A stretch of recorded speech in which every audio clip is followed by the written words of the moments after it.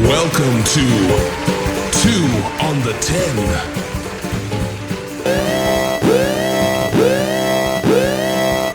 Oh, welcome back to On the 10, baby. How you doing? Oh, I'm Paul. I'm Mitch. Greedy Nick. Greedy. We have a special guest today, Dr. Amanda Jones. How you doing? Can we clap that up for our guest? Yeah, yes. Come on. Guest in the house. Not normally we have guests, right? Yeah, well, sometimes we get unexpected guests, but But they don't stay. no, they definitely don't stay around. Now this is an invited guest. Yeah, it is an invited guest. And I'd like to say this is a special because this is actually our first guest we've allowed on the show. Yes, exactly. Some, people have tried to come on, we ain't ready for them yet, but, we'll get to you eventually, maybe. But Dr. Jones, kind of tell us a little bit about yourself. I am a doctor of nursing practice, family nurse practitioner, so I specialize in care across the lifespan and hormone replacement therapy. Okay. So for you layman folks, basically, testosterone injections, or in your case, pellets. Yes, I do the testosterone pellets, so that's, I do have people in collaborative practices that do the shots as well, too. Okay. Yeah, because I'm used to the shots, putting my business out on blast. I get my testosterone shots done every week. I've been doing it for over, 6-7 years now.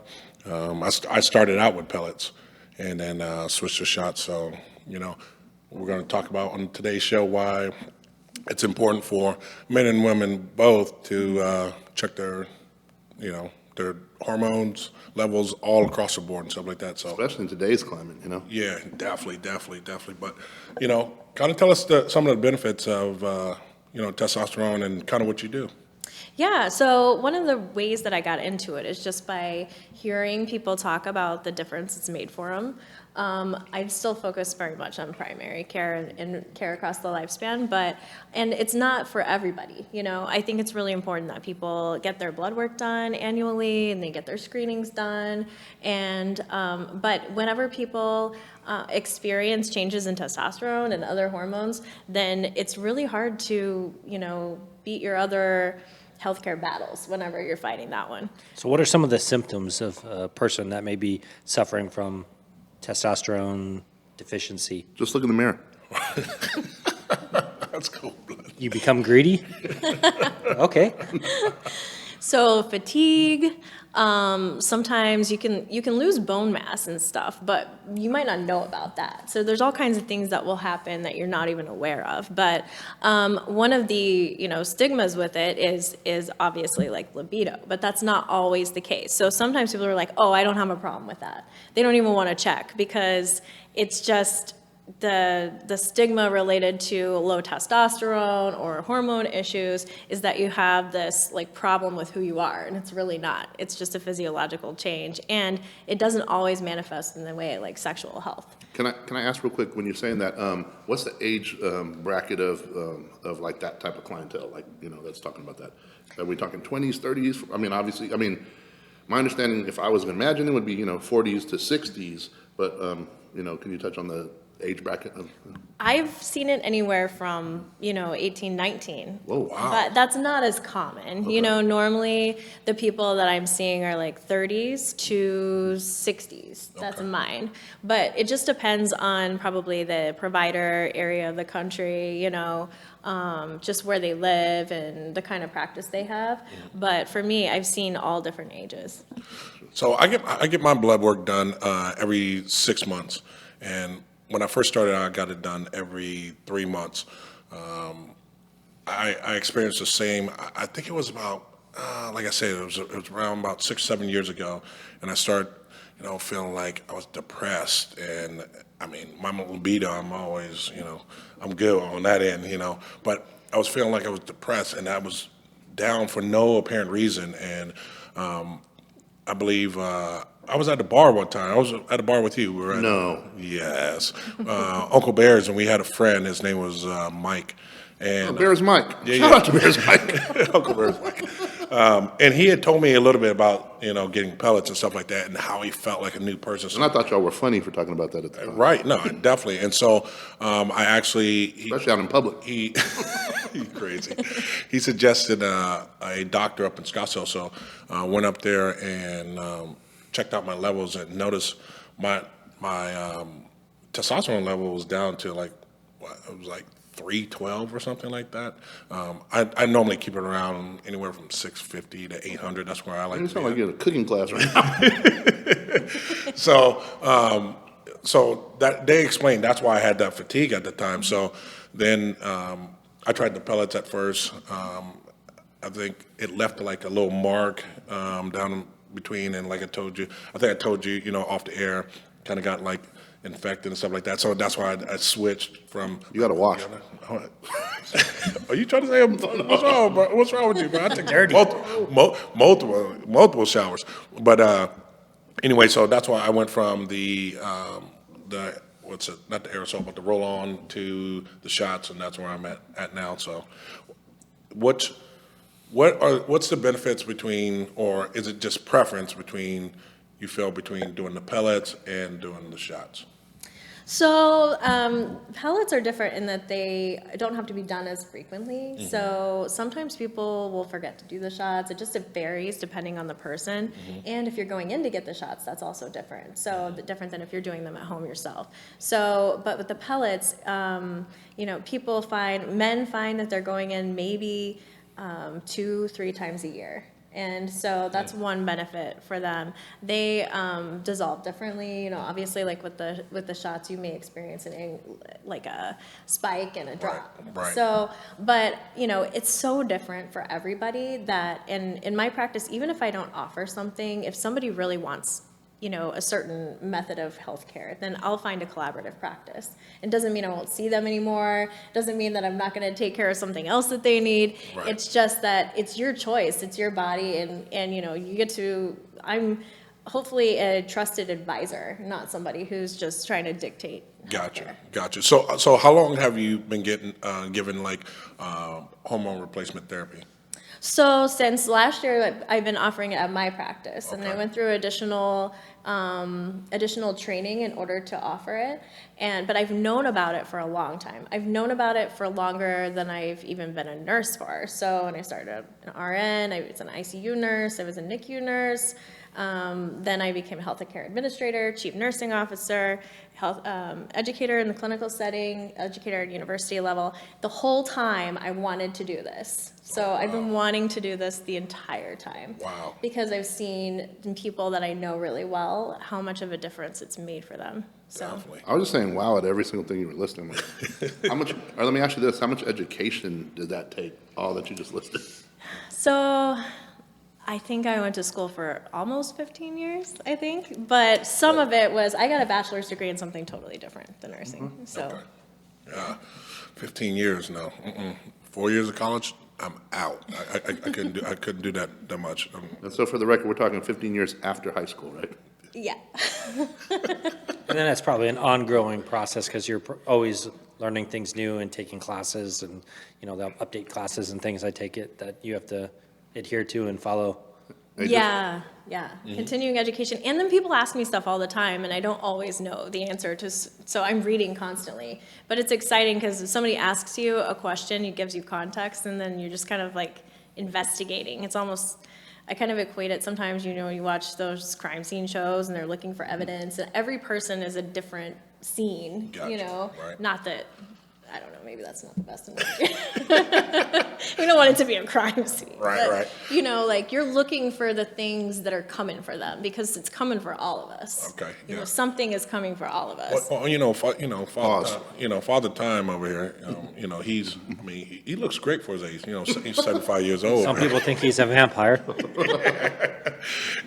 Mitch, you take any hormone replacements? Oh, yeah, put me on blast like that, huh? Since we're keeping it, real on here, I did just finally partake in them about a year ago for the first time. Okay. Like when we first, I remember that conversation specifically, which was about 15, no, you said it was 8 years ago, right? But it seemed like it was longer. And I remember thinking it was kind of funny at the time, but, Yeah, feeling the sluggishness, also the lifestyle we all live.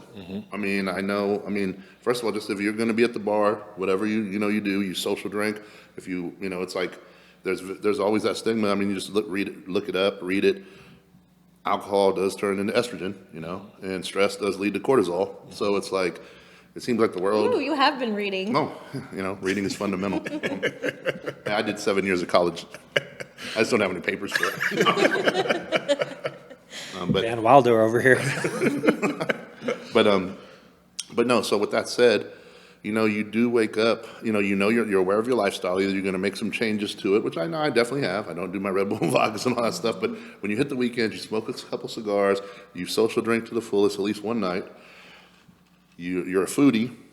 You have to make those changes. Especially the older you get. I mean, it's common knowledge, right? That the older everybody gets, gentlemen get, that they lose more testosterone in the body, right? So yeah, at a certain point, I was like, one of my friends talked me into it. So I went to a clinic. I'm not going to say too much about where or what. It wasn't your clinic, which I think we talked about it afterwards. And I said I'd probably go see what you were talking about.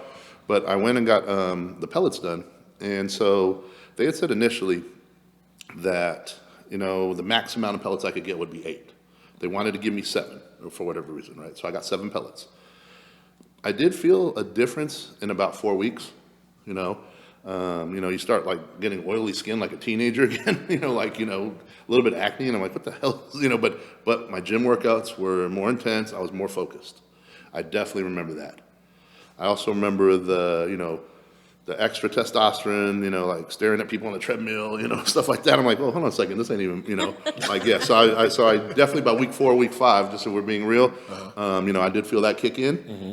So I go to get my levels checked, which I'll be real. So when they checked my levels, they were like, these are some of the lowest levels. When I first was in there, they're like, I was like they're all, typically you're between 300 and 1,000. 1,000 would be super high for someone my age or whatever, but like they were like, yeah, well, you got your test back, you're like at 220, when I first Wow, so you were like a girl. Hey, so 300 10 years ago was what? Let's do the math. That was good though. That was good. So anyway, yeah, so the first test, I what's it called? I came back in, and I think it's like 5 weeks or whatever for them to check where your levels are at, and they screwed my test up. Oh, wow. Yeah, they sent it in different. They didn't have my results, so I'm like trying to figure out where I'm at, whatever. Like, can you come back in or whatever? And I'm like, for what? And so I came back in. So hey, we want to go ahead and make sure your body really took up those doses. We want to make sure you get the full effects of this. So now they're talking about giving me 10 pellets, which they had told me originally 8 was the original, right? Wow. And they were going to give them to me for like the price of a booster, which is crazy. So like normally the 10 pellets would be like $1,000 or $800. They're going to give them to me for 200, which doesn't even sound right to me, So now I've got like 17 pellets going on. So it just was weird. I just really feel I caught about 3 or 4 different things that just did not add up for me for that place. But along the process, I did feel some positives. But I just didn't have the biggest faith in that place. I'll just say that. So I got off of the pellets. It was also when I was, I was also starting to experience vertigo. So, and then I told them, that was kind of my excuse to not come in for my blood test for to see where my levels were at. I was like, yeah, I'm kind of experiencing some vertigo. I'm going to, my doctor kind of said to just pause on everything, for a second. And they never called me back. Normally you're in a place and people spend, $1,000 or whatever. Like, hey, when are you coming back in? They never even call me back. Right. What kind of clinic did you go to? Was it some back alley stuff? No. Did you cross any borders to get to this clinic? Just wondering. Exactly. He was like, I know they're a lot cheaper in Mexico, but they do have good clinics out here in America, bitch. Mitch was high for like 2 weeks straight. This was in Chandler. Hey, I'm not going to say the place, but this was in Chandler, Arizona, just so you know. Hey, you might as well have crossed the border. And I saw some benefits, and that's the scariest part though, because you always want to be like, and it didn't happen to me like that, but the stigma is that I think maybe we can talk on that. We talked about it earlier. It's like people think that some people that don't know would think that testosterone boosting is like taking steroids. Yeah. Can you talk a little about that? So for people that don't understand between like hormone replacement and taking, steroids and stuff like that, so. Yeah, I mean, I can talk a little bit about it, but it's for entertainment purposes, because I mean, I'm making some assumptions here Okay, as well. okay. But whenever people are doing things on their own without a healthcare provider, then sometimes it can be really dangerous, because you can give yourself too much of something. You can also have medical conditions that are contraindicated for doing hormones, and also if you already have a high level of testosterone, you add testosterone to that. You can make your body malfunction. So you can do things like the opposite of what you're trying to do. Really? So more is not always better. Better is better. Gotcha. Where you're supposed to be is the best. Gotcha. And so that's why the blood work's important. Having somebody follow your symptoms, like symptomology is really important too. So how people feel. But it's a good question, because if somebody's out there just kind of like doing their own thing, then it can be really dangerous. Right. Yeah. No, like I said, I started out every 3 months. I do it every 6 months. I'm kind of real anal about that. I have everything from the Ruta to the Tuta tested, my PSA levels, because I'm really, nervous about cancer and stuff like that. Kind of give as far as on the men's side, kind of give the benefits, and then even give some of the, the risks associated with it.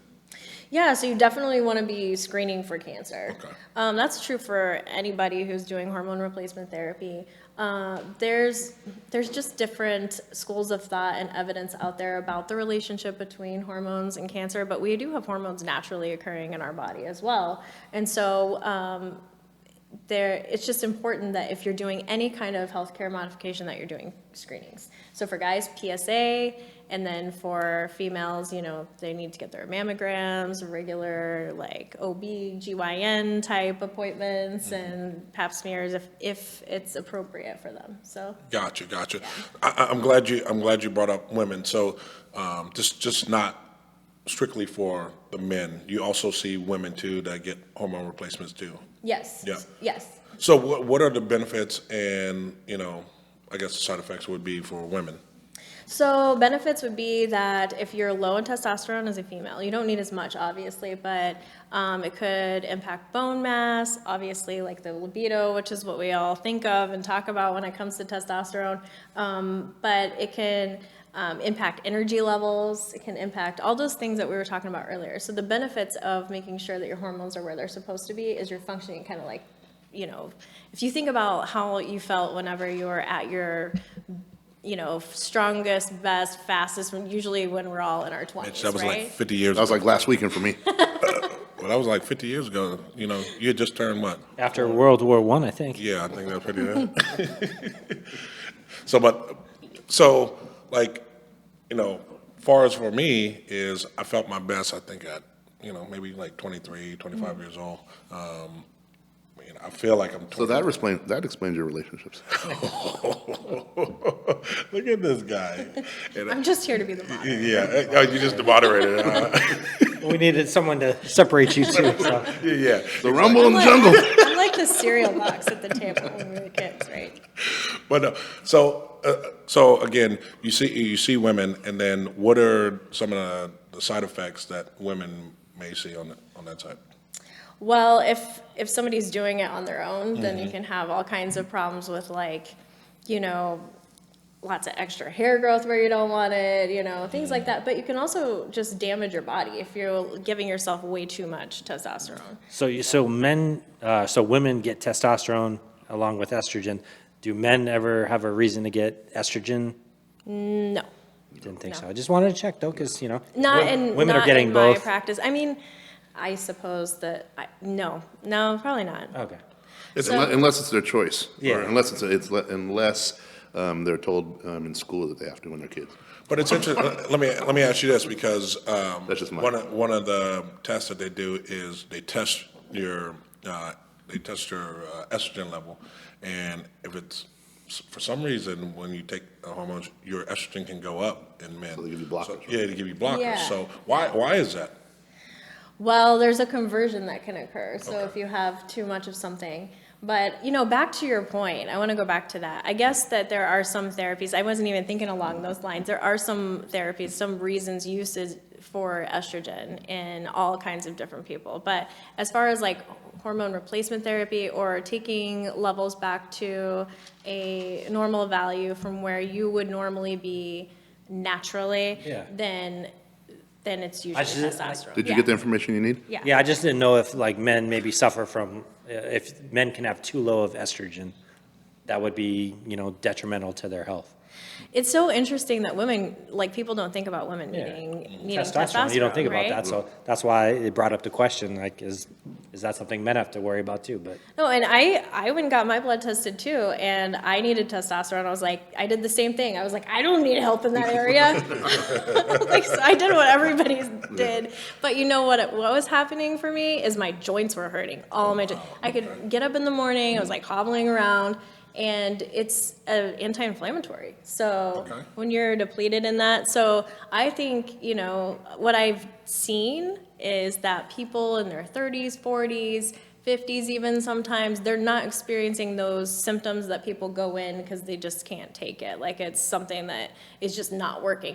They're going in because they're tired, because their joints hurt, and so then everybody's surprised whenever their levels are low because it's not the stigma that's associated with it. Hey, Paul, let me ask you this, a serious question. Well, white flag for now. But seriously, so when you started your, the pellets or whatever back in the day, did they make you take any, estrogen blockers? No, I actually didn't get on blockers. I was on blockers for a while because at one point my estrogen level did shoot up a little bit, but that wasn't until I switched over to injections and stuff like that. But I was on blockers for a little while. Like I said, I've never had to do it, and that was another thing I was going to ask you. I never had to do it, but I've heard that some people having to like give blood because. So what's the side? I wouldn't say the side effect, but what's the cause of that? So testosterone is needed for red blood cell function production. And so if you increase your testosterone, it also depends on the form of testosterone too. Sometimes you can, you just need to watch your blood levels of different things. So make sure that you're mitigating any kind of risk associated with it. But yeah. Gotcha. Yeah.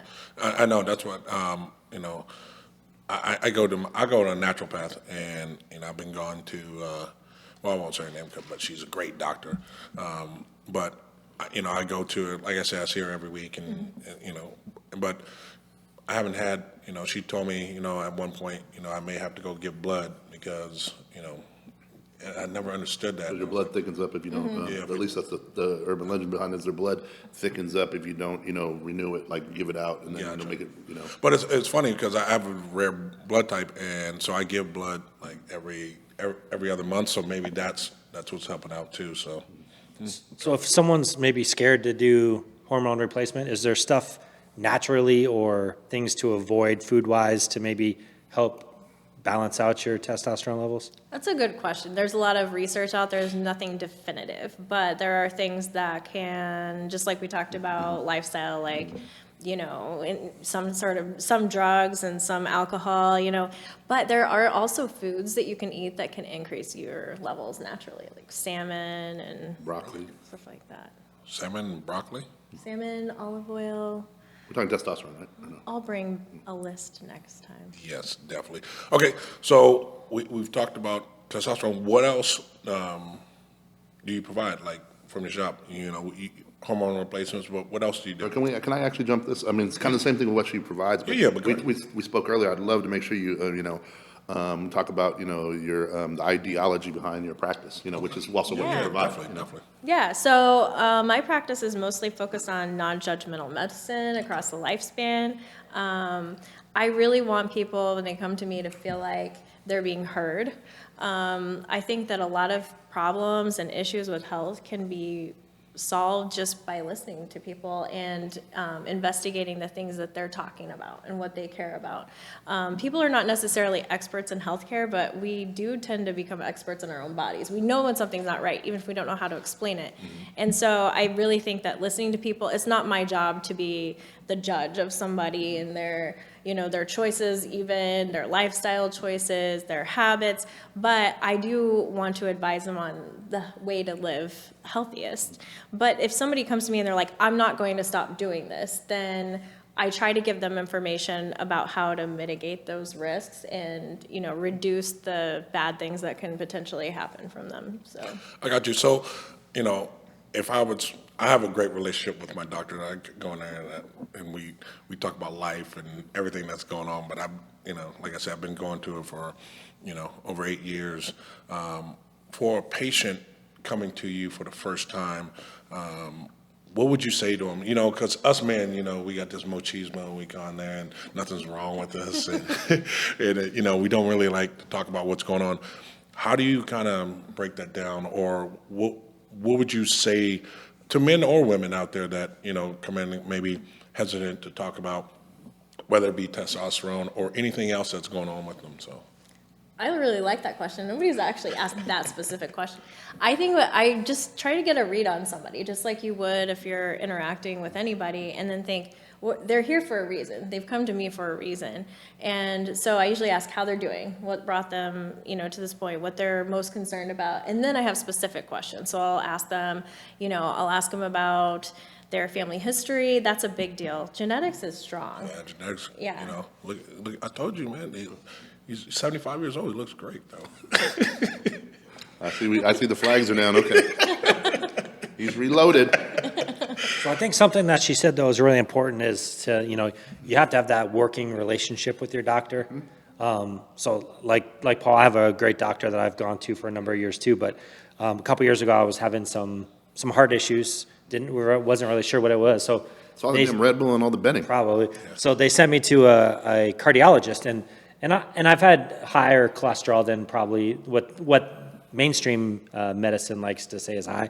I have different opinions on that, but so I'm trying, in my age, 44, trying not to get on statins this early or trying to avoid them altogether if I can. So try to work on that with diet and exercise, but I started having some heart issues, so went to a cardiologist, and first thing he said when I walked in was, I'm writing you a prescription right now for cholesterol medication. Your cholesterol is way too high, which it was somewhat high, but it wasn't like life-threatening. Like my doctor wasn't concerned with it, and we had talked about it. And he's like, continue to work on it with exercise and diet. But this guy was like pressuring me. Like he literally said he's not going to let me leave his office without the prescription. And he was an older guy. I think he was kind of that old school medicine type guy. And he wrote me a prescription, and I left and I ripped it up. I never went and, turned it in. I wasn't going to start taking statins at that point. I wasn't ready to, and I didn't think I needed them for where my levels were. And I knew with diet and exercise, I had adjusted my cholesterol almost 80 points over 6 months just with diet and exercise. And I knew I'd gone the other way. I had not exercised as much, was eating bad again, and I saw my numbers go back up. But I think it's important, like if you have to have a doctor that you can trust, that you can tell them, look, I'm not doing this, or I don't feel comfortable with this. And then I don't like you touching me there. Yeah. And then come up with some alternatives, to, maybe just putting somebody on a drug and saying, because I think a lot of times drugs they're treating the symptoms, they're not treating what's causing the root cause of the issue. Yeah, you could take cholesterol medication, it's going to lower your cholesterol, but it's not treating the root cause of why your cholesterol is high in the first place. What's it going to do to your liver and your brain? Yeah, and then same with like even blood pressure medication. Like, yeah, it'll lower your blood pressure, but it's not treating why is your blood pressure high in the first place. Mm-hmm. And I think that's important stuff that you have to have a medical professional that you can trust and work with, and not, just tell them they're just sitting there trying to prescribe you everything under the sun just because they think that's what they should do. Right.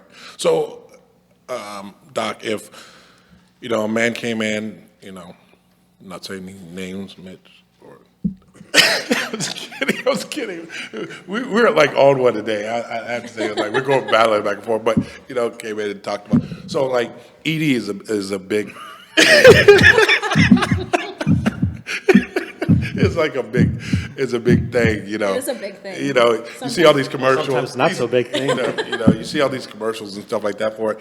So, if someone was to come into your office first time, they've never met you, how do you get them, and they really wanted to talk to you about it, but how do you get them to lower their guard, or how do you get them to, I would say, trust you, even though you're a professional, you still have to be comfortable with your doctor. So how do you get them to be comfortable with it?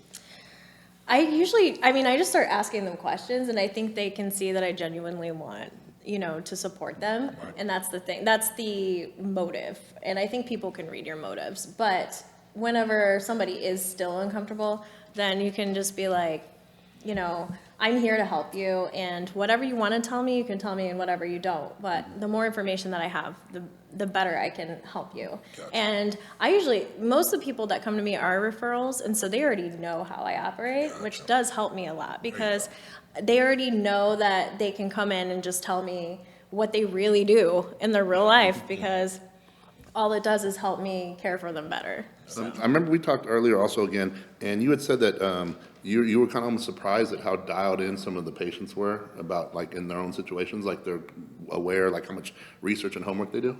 Oh yeah, I think that patients are more well informed than ever before. And we all have so much information available to us that it's really important that people talk to their providers about where to get information and how to, critically appraise it, I guess is a good way to say it. You get a bunch of Dr. Googles that come into the office. Yeah. But it's funny how much accurate information comes in too. Like it used to be, it's gotten better, I would say, from just anecdotal and from, my experience with people, and people are learning to ask the right questions. Well, I read here and then I read there, and then checking that with somebody else is just a good idea. And not everything matches. Like what's right for one person isn't always right for another person too. Just depending on especially their family history, their own medical history. So. What's your professional opinion on like these online sites that have popped up everywhere, like For Hims and RexMD and all these things? Mitch, what site you use? I don't even know what he's talking about, to be honest with you, or you. Like so obviously you guys are aware of this stuff. I have no clue what. And if you listen to radio anytime, sports radio, every other commercial is For Hims, RexMD. Well, actually, I don't. I don't listen to AM radio. So they're the telehealth providers? Is Yes. that what you're talking about? I think there's... For male issues. Yeah. Just ask the question you want to ask. That's what this is for. I'm good, bro. I'm not sure You guys need to speak up. I speak to my own doctor about that. The one that you said pressures you? No, that was the cardiologist. He's out. He's out? He's out. Okay. I don't know if I have a strong opinion about it. I will say telehealth in general, expanded with the pandemic. And so they expanded the use of that because we needed to. I think it's just another technology platform that we all will end up, embracing one way or another. I really do think that. But I also think it's really important that no matter where people go, that they evaluate whether they feel like their provider is, a good match for them, that they're, Do you offer telehealth? I do telehealth, yeah. Okay. Yeah, I do. Most of the time, I'll do telehealth if it's an established patient. I like to see people first before I do telehealth. It's just the way that I like to practice.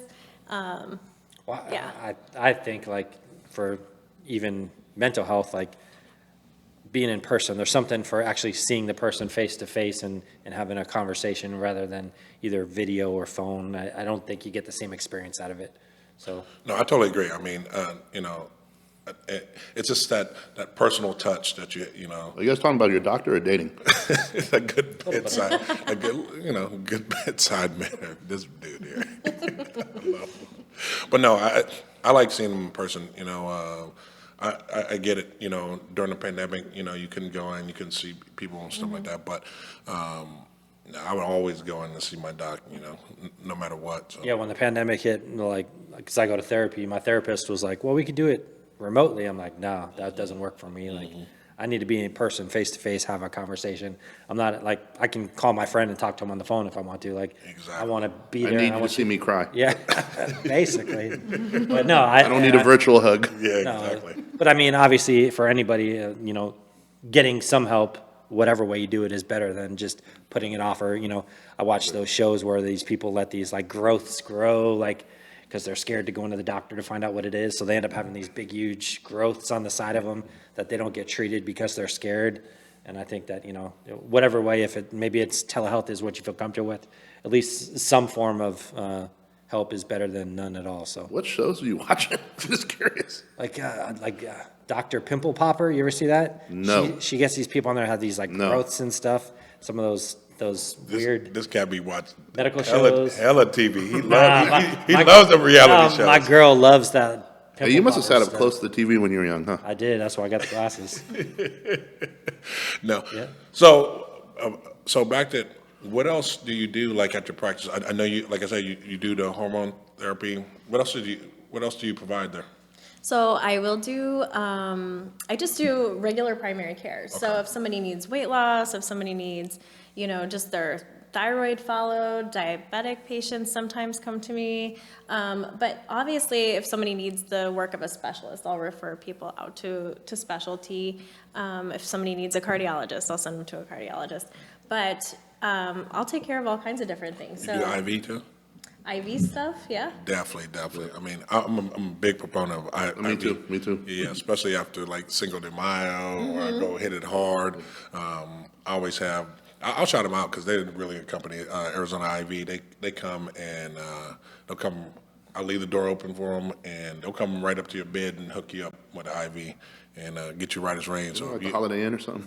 We'll leave the door open for you. Oh, we'll leave the light on, that's Motel 6. but Thank nah, you. like, That's why we have Nick on the show. Paul ain't been to a Motel 6, though. no, I ain't been to Motel 6. Well, Not those since 2010. motels you drive past real fast, with their windows rolled up and your doors locked. But no, it's like, for me, IVs are like part of my life. So, do you offer those services there? Yeah, but sometimes if people are doing that really regularly, it's more efficient for them to go to an IV service. Gotcha, Sometimes. gotcha. So it just depends. But if it's something like if you were to come into my office and tell me that, then that would just be part of the whole discussion. Okay. It'd be part of that's part of your healthcare plan, and I'm one of those people on your team, right? Okay, To gotcha. support. So you're not going to be bashing me and saying, Paul, you shouldn't be going on these bingers and all this other stuff. No, I just give people what the guidelines say, and then I say, okay, what are you gonna do? And then we're gonna figure out, how to keep you hydrated while you're. I got So you. do you do the Living your best IVs life. with like the vitamins and stuff in them as well? You can get the vitamins and everything. I think that just also hydration can happen if you know that you're gonna go out in the sun, if you're gonna go down the Salt River, if you're gonna go out for a night, then Vegas. if you're gonna go to Vegas and hang out, just taking in enough hydration on your own is great too. Well, I will say, personal experience, I was sick for like 2 weeks at one time, and I just couldn't shake it. Doctors had given me antibiotics, didn't help. I was just, felt like crap, and my sister was working for a naturopathic doctor, and she's like, we do this IV with all these, vitamins and stuff in it. Why don't you come in and get it? You're probably dehydrated anyway. You've been sick for 2 weeks and been sweating and fevers every day. And so I went in and did that, and I was better in like 2 days. And it may have been just the end of the cycle of my sickness, but I definitely feel like it made a difference in helping me recover because I had been battling it for like 2 weeks on and off. So definitely IVs, I think, can be helpful. For sure, and when you're sick too, that's one of the biggest risks is dehydration. Dehydration can kill you. It's serious. Right. So, keeping track of that, and then when you do need an IV, making sure that you're. Let me share something real quick. care. Speaking of dehydration, Yeah. so I drink a lot of water because I know my lifestyle. I know on the weekends I drink a lot. I again smoke cigars and stuff. So I do drink a lot of water, probably more than people realize. Even at my work, we have alkaline water. So I drink a lot of alkaline water, but sometimes I drink just a lot of water.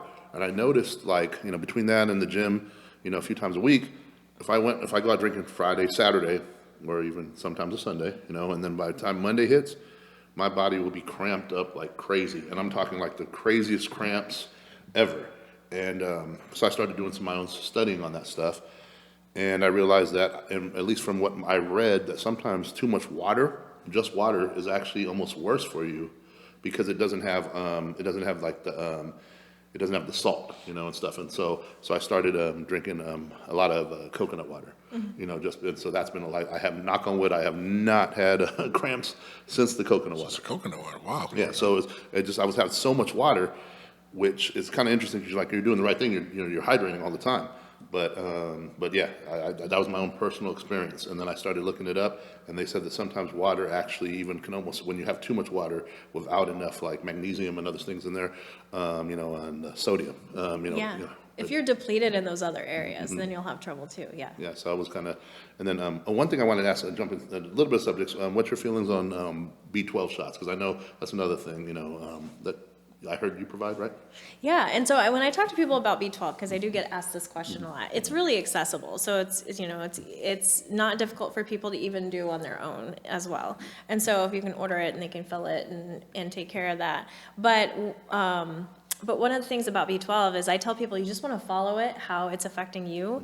If you're deficient in B12, then for sure you're going to be able to tell a difference whenever you start taking B12. Yeah. But really, it's just one of those things that some people will say that they get a great benefit from it, and some people don't notice as much. So it's individualized. Yeah, I've taken it before, especially when I did the pellets, and I don't know. I almost wonder if it was a placebo effect for me, but about 2 or 3 weeks in a row, then it felt like I had a little bit more energy and a little more kick. So I'm not quite sure. I'm gonna have to revisit that. One other thing too, we also talked earlier about vitamin D. And it seems like I was just going to ask about vitamin D. Everybody, Yeah, vitamin D is big because I'm, people think just because we live in Arizona, gonna say that. we get enough vitamin D. And that's one thing that comes up on my tests all the time is being low on my vitamin D. That's why I take supplements for it. But yeah. They've done some awesome research in the last, 10 years on vitamin D. And if you're deficient in vitamin D, you experience significant symptoms. And so that's one of the first things that I check for people. And so many people, it's so prevalent, vitamin D deficiency. So, Wow. and it's one of those things that's not very difficult to correct. And it makes a huge impact. It's something you wouldn't think of. We're all used to, oh, you're supposed to take vitamins, this and that. Like, we're used to hearing that our whole lives. We don't realize that something so basic that we really do need it to feel pretty good. Now, isn't vitamin D also tied in with testosterone as well? Like, doesn't it lead to like lower testosterone if you're not, your vitamin D levels are low as well?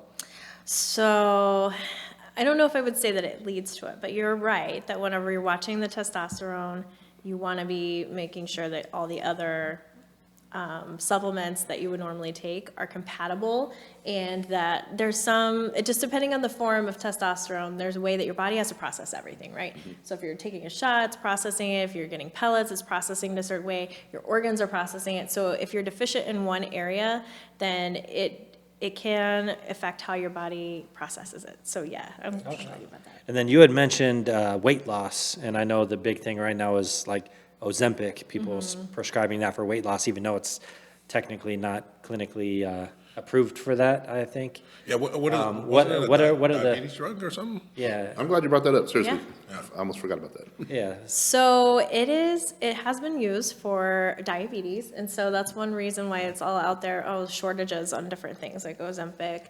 But it can still be, semaglutide and drugs like that can still be prescribed for weight loss. Some people are able to get it from compounding pharmacies through a provider, obviously. And it has to be appropriate, so. So no gray web, or dark web. Yeah, I mean, it's just, I always evaluate everybody for those things before, considering whether putting them on it, having them talk about, what they should be looking for. And, but it is one of those medications there's a lot of hype because people are seeing major results from it. What's your stance on it? I mean, would you prescribe it or? Yeah, I mean, I think it is definitely really is it beneficial safe? for a lot of people. Okay. Every medication, every treatment, every intervention that we do has potential side effects and a downside. But like I said earlier, I am a big believer that there's something that we all are going to face, right, in healthcare. We're all going to face something, some big deal, some genetic issue. We are not going to live forever. And so Unless you're Mitch. Yeah. Freaking vampire.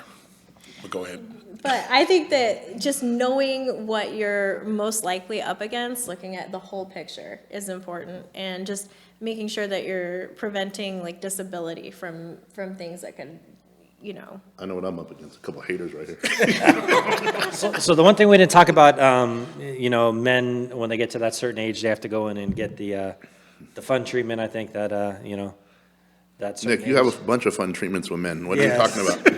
But Let's be specific. as I think, what I've heard is that, things like prostate cancer and colon cancer, you're starting to be more prevalent in people younger than 40.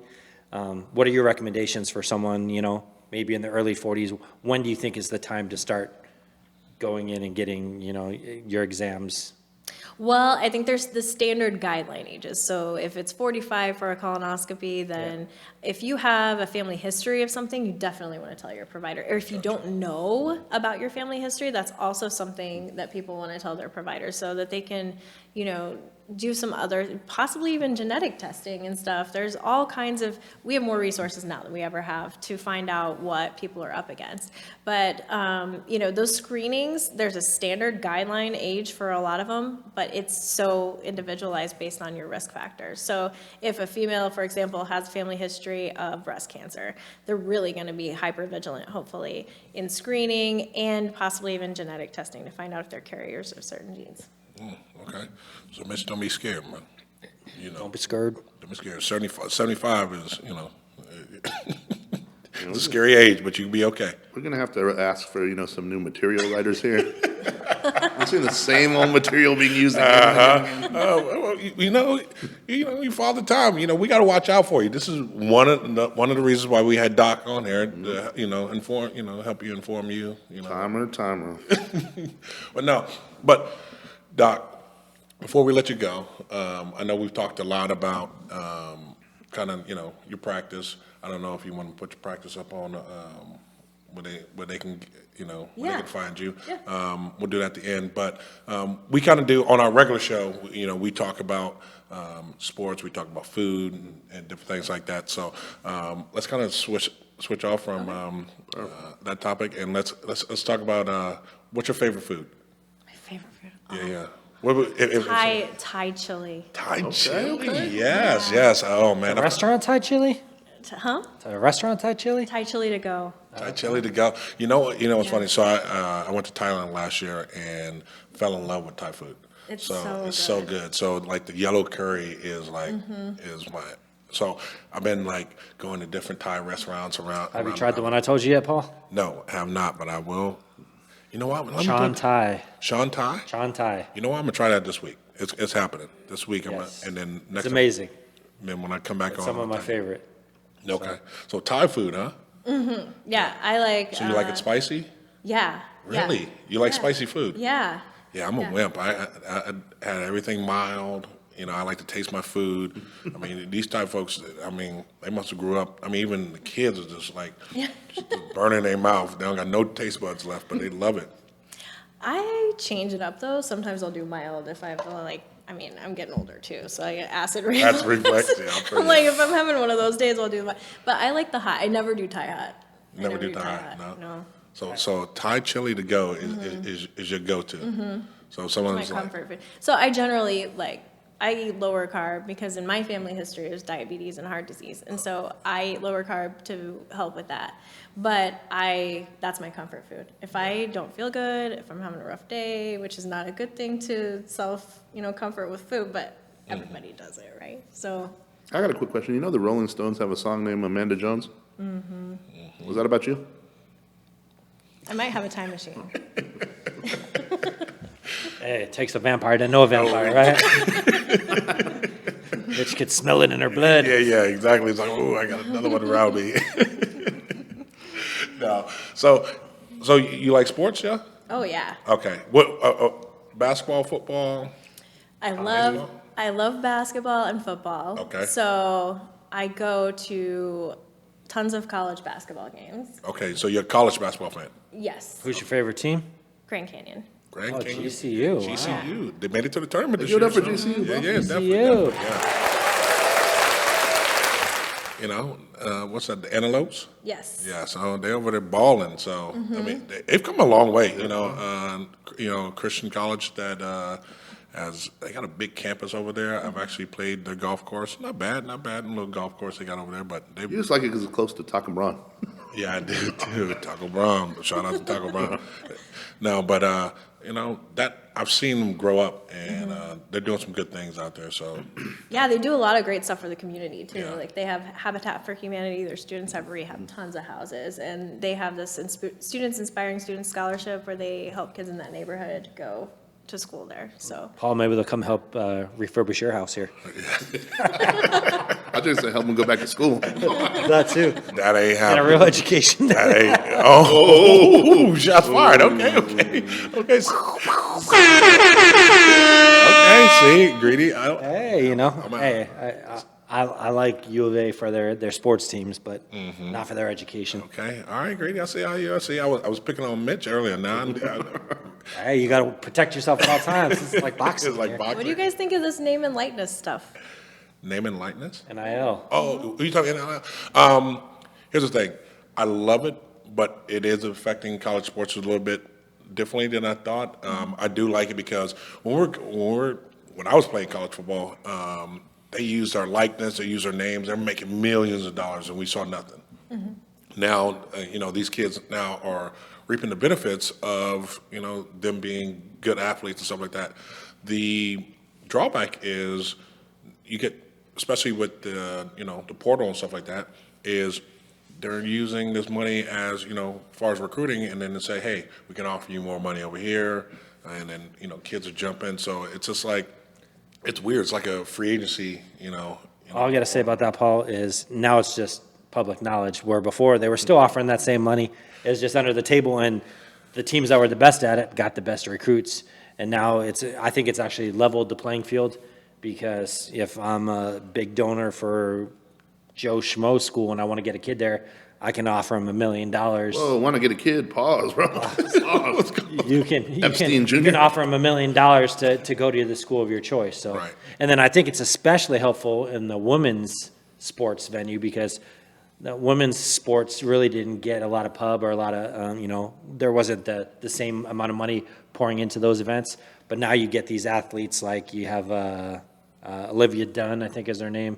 She's the gymnast for LSU, and some of these the basketball twins for Miami basketball, making millions to advertise and do different things, where they may have not had that opportunity before. They may have had the same careers, but not had the opportunity to make that money. Right. I mean, you're definitely seeing the mid majors going deep into the playoffs, the tournaments, stuff like that. So I see the benefits for it, but like I said, I also see kids jumping. I just think the portal right now is gonna portal with the NIL. It's got the game kind of. Well, it helps that we're in an influencer age now. It's like, people get paid for anything as long as they have a pull and they have clout. If you look good, you get paid.